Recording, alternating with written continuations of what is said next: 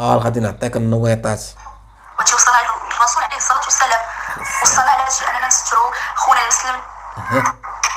ماشي نفضحوه، ماشي نشوفوه هابط ولا طايح. نعم، النبي صلى الله عليه وسلم وصانا على الستر على الإخوان، هذا حديث صحيح، ولكن ماشي هاد الشيء وانتم دايرين فضيحة بقلاقل. الفضيحة بقلاقل.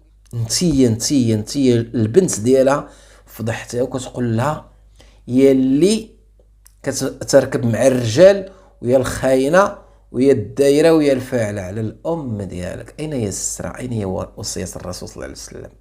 صباح النور عليكم متابعين، اهلا وسهلا، تحياتي لكم وشكرا لكم على تعاليقكم اللي ما كنقراها، كل ما كنخلي حتى تعليق، كل تعليق كنقراها وكنجاوب بعض الاسئله اللي بغيناكم دابا تعطيونا اللايكات ديالكم فضلا وليس امرا، بارطاجيو مع الحباب والخوت، وغادي ندوز مباشره ما نطولش عليكم.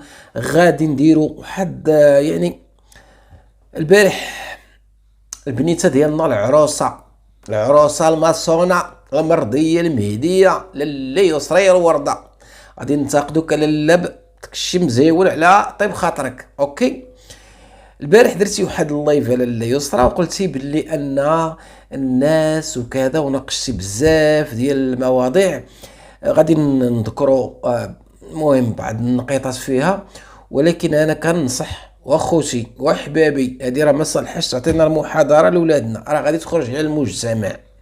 انا نقولها لكم هنا، تقبليها ضربي راسك مع الحيط، انا كنهضر صريح.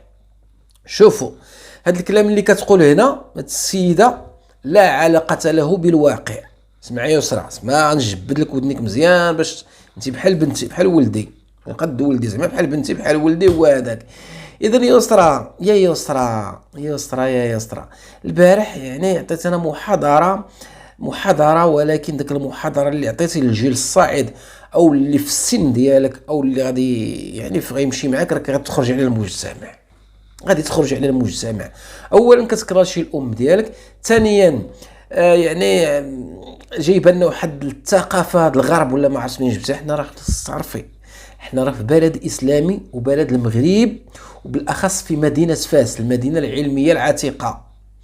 يعني راكم شوهتوا هذه المدينه، نقولها لكم هنا والله العظيم. كنكون غادي في الشارع كيقول لي شوه، اقسم لك بالله يا كتصبح المتابعين، والله الا كنكون غادي في الشارع كي داير خويا بخير لاباس، كنعرف بعض الاصدقاء درا شنو داك هذا ما هذا، كنقول له واش بصح خويا شوهونا والله العظيم.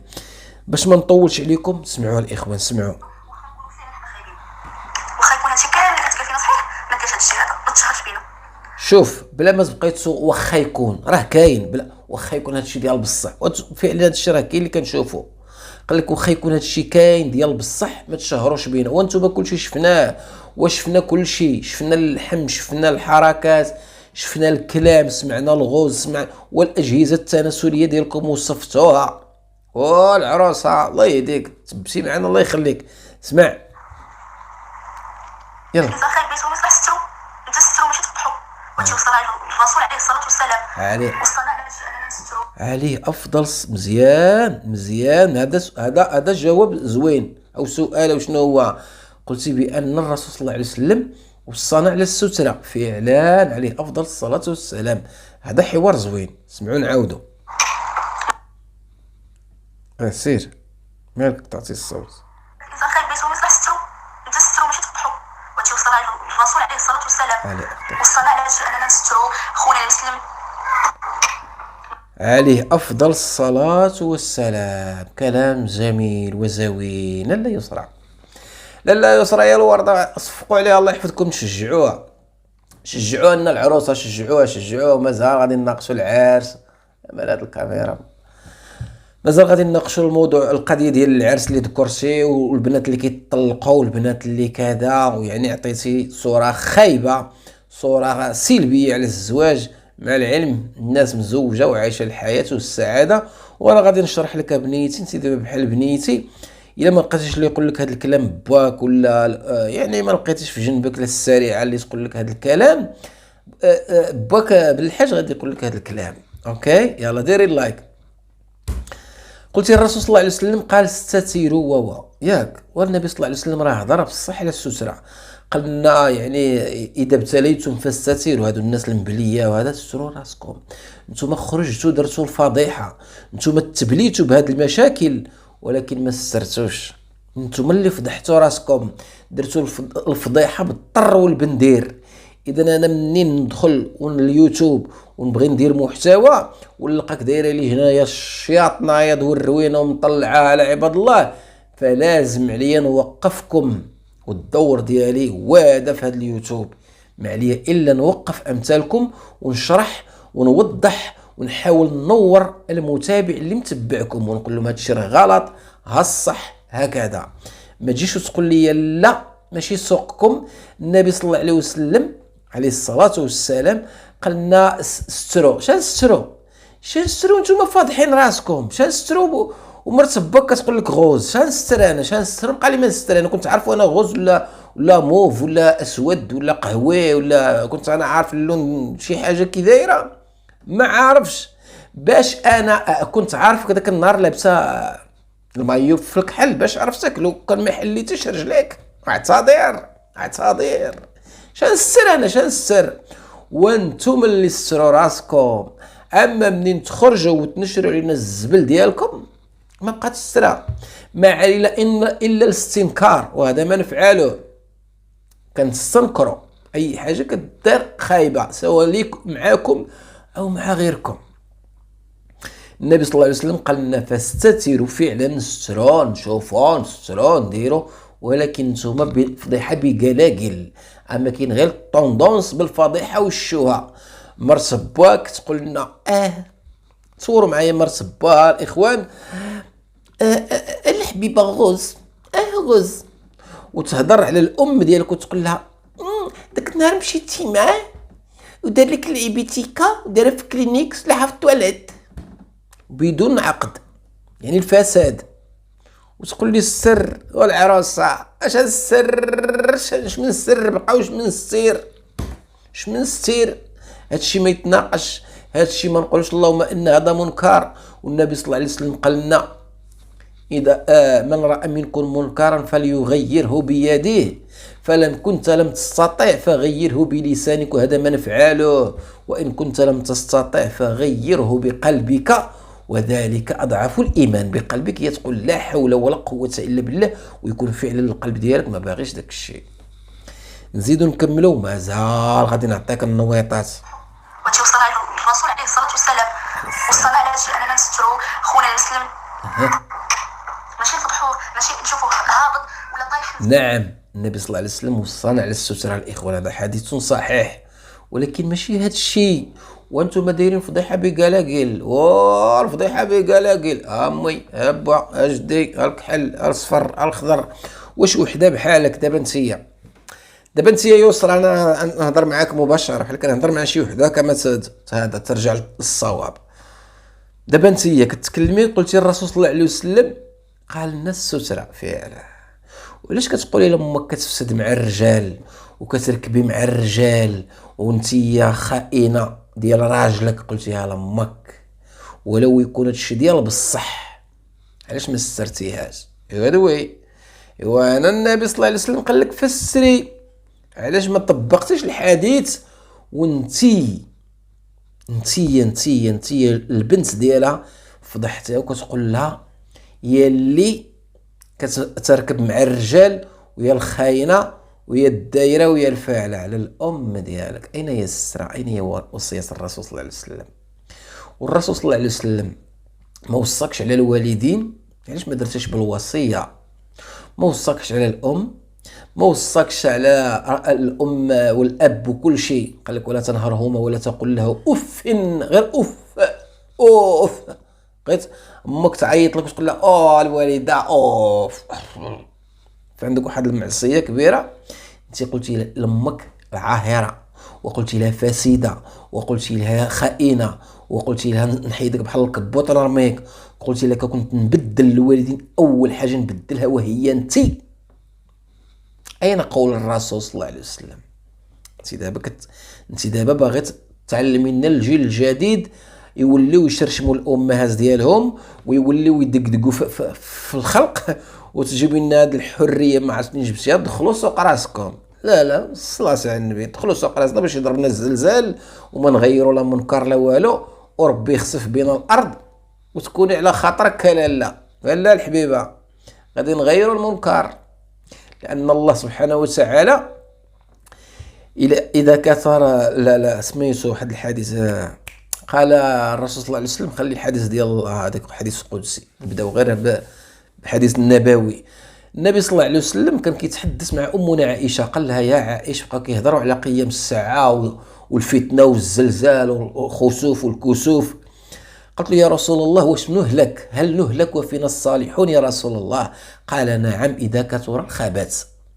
ونتسناو حنا الخبث تا يكثر وتكثروا لنا، نتوما ضربوا الاموال وتشريوا الكراجات وحنا يضربنا الزلزال. الله علينا لا دختو هاي كوليدي، اللهم نزلزلوا ويكون فينا ناس صالحين، ولا نزلزلوا ويكون فينا قوم الظالمين والعياذ بالله. نزيدوا، انا معاك مازال الاوديوس ديالك هنا. نزيدوا نطيحوا، نزيدوا منين كطيح البقره كيكثروا الجناوه. هادشي اللي درتو نتوما، واحد الانسان طاح، واحد الانسان ضعيف، واحد الانسان قالت لك واحد الانسان طاح، واحد الانسان كذا، الرسول قال لنا يعني خصنا نقعدوا به. ما عيناش نوصيوك، ما عيناش نقول لك على الشيطان الام ديالك هذيك، ما عيناش نقول لك بنتي جمعي راسك، ما عيناش نقول لكم نعلو الشيطان، ما عيناش نجمعوا فيكم، ما عيناش نصلحوا فيكم انتم اللي ما بغيتوش تصلحوا. داك الشياطين اللي مدعمينكم ومساندينكم على هذا الخبث والخبائث ومشجعينكم وانتم عارفين راسكم غالطين، ولقيتوا اللي ساندكم وغاديين معاهم وعاجباكم اللعبه والفلوس داخله. ها النتيجه، باك في حبيب بيس وما عارف يا عالم شكون غيتبعو، باك وعمك وما عارف شكون الدور ديال من. اذا هنايا بنيتي يا لاله العروسه، دابا خرجتي وكتعطي المحاضره والستيلو في يديك وكتقول لهم يا المحسدين يا المغيارين ديروا اللايك غير زكاره. فهمتش هاد العقول؟ انا بعدا اللي كتمشي بهاد الطريقه، ديروا اللايك زكاره، عطيو السوبر شات زكاره. ايوا نتوما غاديين غير بالزكاير، مالكم؟ هيا يلا ديروا سطر بالحج، عطيوها شي مليون زكاره في شي واحد كتكرهوه، شكون ما كان اللي كتكرهوه عباد الله، عطيونا زيدوا. شي واحد كتكرهوه خايلو ولوحوا لي شي مليون انا باش نعيد هاد العام ولكم الاجر يا ودي يا الزكاره. المهم نزيد نسمعوا الاخوان. كيعيط في عباد الله، وانت شنو كدير؟ كتعيط ليا في عباد الله. شكون هذا؟ انت بعدا شنو كدير؟ دير انت المحتوى. هذا يعني صانع المحتوى، صانع اي واحد، كاين اللي كينتقد، كاين اللي كيدير روتين، كاين اللي كيطيب، كاين اللي كيخترع، كاين اللي كينصح، كل واحد واشنو كيدير. قناه اسمه صانع محتوى، ماشي كيعيط للناس اللي عندهم قنوات. شكرا السوبر شات. السوبر شات ديال 5 دراهم هذيك غير هما باش كيزطموا عباد الله.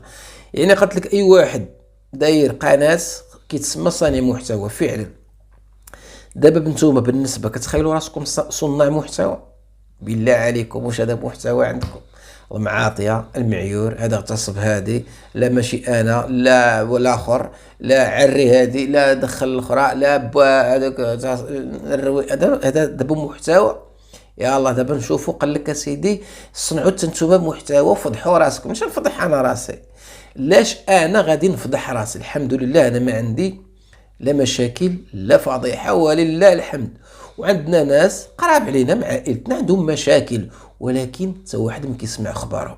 ما حاولوش يديروا قناه وينشروا كل شيء ويربحوا الفلوس على المشاكل ديالهم كما درتوا نتوما. اذا الفلوس اللي عندكم نتوما مشاكلكم، وهذيك ليست بنعمه، فهذيك نقمه. فهمتي الذكاء لاله العروسه؟ يعني اي واحد عنده قناه، بحال انا قناه تسميها منتقده ولا ايوه لا خويا دير قناه انت دير فيها محتوى. دير انت خويا بارطاجي اللي بغيتي دير اللي جا لك مع شنو دير مشاكل. قالت لك يعني عندك قناه ديري مشاكل، دير ما ديرش مشاكل، دير اللي عجبك. المهم حتى انت دير محتوى. نشوفوا بارطاجي لنا حياتك، لان كنت تبارطاجي لنا انت حياتك ولا انت تبارطاجي لنا حياتك، غادي نلقاو فيها مصائب وغادي نلقاو فيها حوايج اكثر من اللي انا اخطاء. غادي نلقاو اخطاء وغنلقاو فضائح وغنلقاو حوايج خايبين. عندك الصح، كلام صحيح، كلام صحيح. الى بارطاجاو معنا الناس حياتهم كان غادي نلقاو اسرار وخبايا ومشاكل، وشي مطلق مع شي وشي مرونه مع شي، ولكن حامدين الله وشاكرينو وكافين خيرهم شرهم وما كيسمعهم حد. الفرق اللي بينك وبين هاد الناس، فانتم درتوا قنوات وكتربحوا اموال، وكنتوا لا شيء، وليتوا بالمحلات والملايين والهذا، والفضيحه والضريبه هي هذه الفضيحه اللي كتأديو شي في الحباسات، شي في المشاكل وتشتيت الاسره. واوا هادشي نتوما صنعتوه، هذا محتوى ديالكم. اما الناس ما عندكش الحق باش تقول لهم ديروا قنوات وخرجوا بمشاكلكم. لا لا بنيتي، راه الناس كاين اللي ما عندها ما تاكل وما عندهم ما يصرفوا وما يقدوش وصابرين صابرين كما كان الحال. ماشي بالضروره يخرج يدير بنادم، لان ما عندكمش ما تقدموا مع الاسف. زيد راه باش ما نطولش عليكم، يلا طلق هذا ضعيف الصوت. سين الاخوان.